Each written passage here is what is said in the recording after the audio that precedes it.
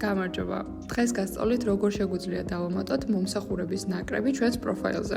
ამისათვის გადავდივართ ჩვენ მიერ შექმნილ პირად პროფაილზე და ვირჩევთ მომსახურების ნაკრების გრაფას.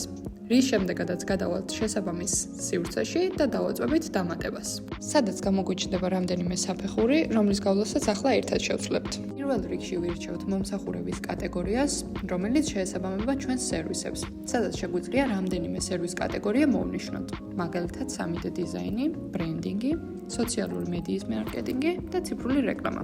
როგორც ხედავთ, ჩვენ მიერ არჩეული ყველა სერვისი გამოჩნდა. ვირჩევთ მომსახურების ნაკრებს და ვამატებთ იდენტიფიკატორ სიტყვას, რომელიც ჩვენს პროფაილზე ყველა ამ არჩეულ სერვისს ერთ სიტყვად შეკრავს, მაგალითად ციფრული მარკეტინგი. სტატუსს მივუთითებთ აქტიურს და ცვლილების შენახვა. ამის შემდეგ გადავდივართ უნარების დამატების პროცესზე, სადაც შეგვიძლია ასევე მოვნიშნოთ მოცემული რამდენიმე უნარი, ან თუნდაც მოვითხოვოთ ახალი და შემდეგ დავაჭიროთ ცვლილებების შენახვას. შემდეგ სივრცეში, რომელიც მოიაზრებს მომსახურების გეგმის დაყენებას, შეგვიძლია ჩვენი მომსახურება 3 ძირითად კატეგორიად დავუყოთ: ბეისიკად, სტანდარტულად და პრემიუმ ხარისხად. რომელთა განმასხვავებელი ძირითადი ფაქტორიც ამ შემთხვევაში შეიძლება იყოს ფასი, ტასკის შესრულების დრო და სერვისის სირთულე.